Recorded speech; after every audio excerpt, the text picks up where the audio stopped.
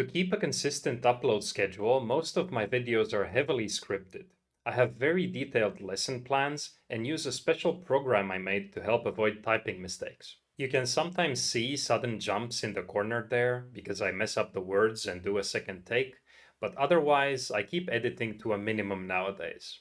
Unless I want to add diagrams or animate an explanation visually, I can usually edit the video the same day I record it. But some of the videos on my channel, especially live streams, are unedited because I think demonstrating real-life coding is very important. Now, videos like that in today's world are not ideal, to say the least.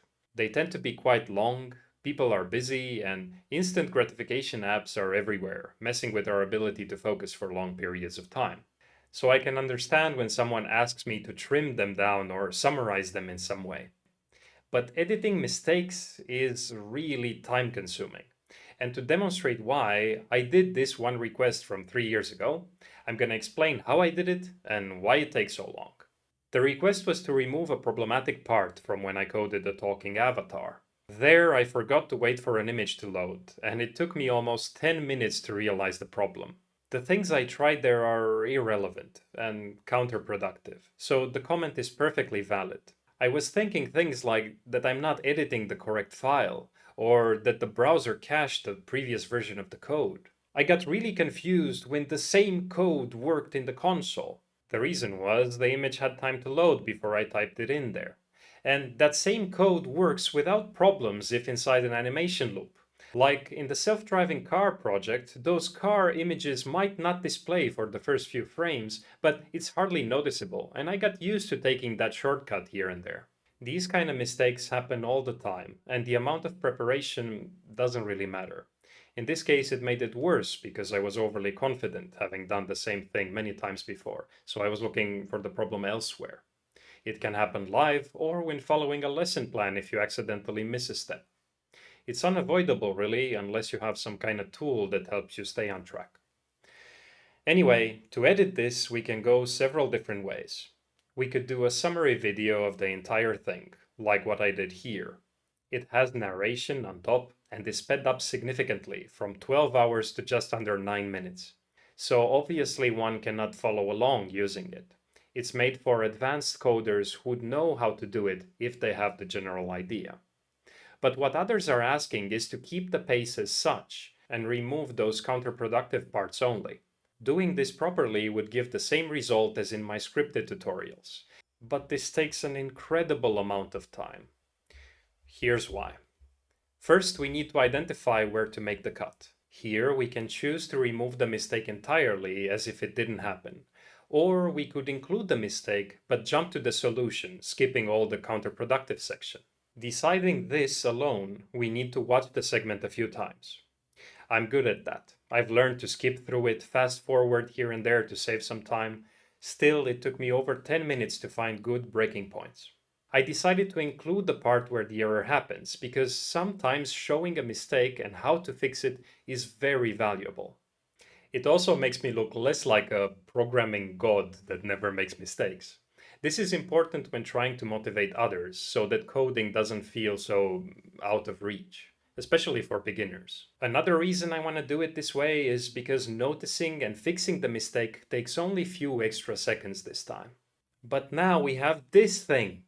The code changes all of a sudden. The browser shows the image. Why is the image there? Seems like it's working. Why is there a diagonal line now? Code in the console. Someone who's following along can be very confused right now. They may pause the video, try to type everything to get it to match, only to have to remove it in the next seconds. If we don't edit this better, it will be the moment when people stop watching, because they see how long this video is, and if such an annoying thing happened in the first few minutes, it's a really bad sign for what follows. We can edit things so someone following along isn't disturbed. End result looks like this, and you can tell some work went into it. 2 more hours to be exact. Let's watch it. And canvas height. No, the image is not loaded.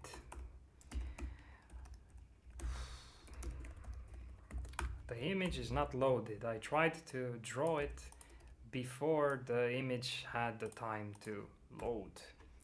Now, before I draw this, I actually want to draw it transparent. Much better, right? You'll notice a cut here when I'm talking. I don't think these are disturbing because people following along look at the code, not at me. If I wanted it to look perfect, I could have made this cut earlier when my head was in a similar spot.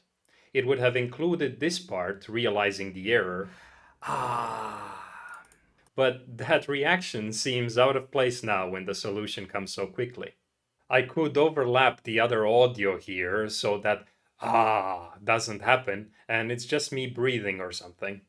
Anyway, it could be made even better if wanted, especially now when AI could be used to interpolate between frames. But I definitely don't bother with those small things when editing.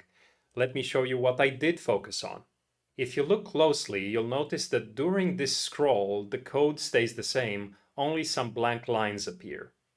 That scroll is fake. I never scrolled like that in the original, but it looks almost natural. It's done by animating this section while also cropping the top to not overlap this part of the window. Let me remove this keyframe so you get a better idea. These extra lines are empty and could be typed while scrolling, so it doesn't really show something that couldn't be done. I needed them to prepare for the future. Lines 27 to 30 appear here, and I'm trying to slowly head towards what's shown on that frame. Here in the middle, there's a patch to hide some code. It's just an image that looks like this, going over existing code so it doesn't show. This line of code is the mistake. It doesn't belong here. It should be inside a callback.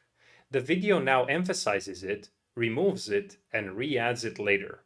I believe this makes it very clear how to solve the problem. This green part from here shows the line being removed, as if holding backspace. We'll get to why it's green later, but for now, just know it removes the line.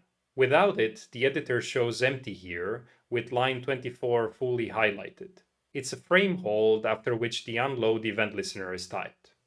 Luckily, it was typed with empty content in the original, just the opening and closing braces. Now with this, all I had to do is put the green in reverse, so the line looks like it's being typed. Because you can't see my hands, I have freedom to edit pretty much anything here, and it often looks authentic. Now, this green version here is actually the one in reverse. It's the other way around. And it's green because it was never typed in full like that. It's made of multiple parts. In the original, first I started typing it, then I did something else, scrolled the page, then I typed more, then I added parameters, so I had to stitch everything together, aligning for different scrolls and so on. Now you may ask, why didn't you open VS Code and type everything again? It would probably be easier. And maybe you're right. If I would have gotten the line numbers right, the scroll of the page, and the screen size, sometimes I record on different screens, then I could have redone this footage. But usually it takes a few tries to get it right, so I'm not sure I could have done it any faster really. And when editing, it's not obvious how long it will take. Something that seems easy can require many steps that only become clear while doing it. Now, this end result is good. Only a trained eye can still see small glitches, I think, and you have to be looking for them. Like, I bet most people following along wouldn't notice this line highlight doesn't go all the way, and few other things like that. I could fix it by taking the background from here, but I wouldn't, because one really needs to know when to stop, or start in the first place. This was just one problem in a very long video. Videos of this kind tend to be long. So I'm not doing it or thinking to give it to someone else to do. Sometimes I get offered help from different people. It's the kind of boring editing I think everyone would hate. Hard to do properly, you need to be a coder to understand what to show and what not. It's very unfulfilling because people watching don't appreciate it, because they're not even supposed to notice it. I've done it many times in the past, and it's one of the reasons I mostly do scripted tutorials and even develop Leo to avoid typing mistakes. I strongly believe these long videos are needed too. This one with quite many views is proof of that. Thanks for watching and see you guys.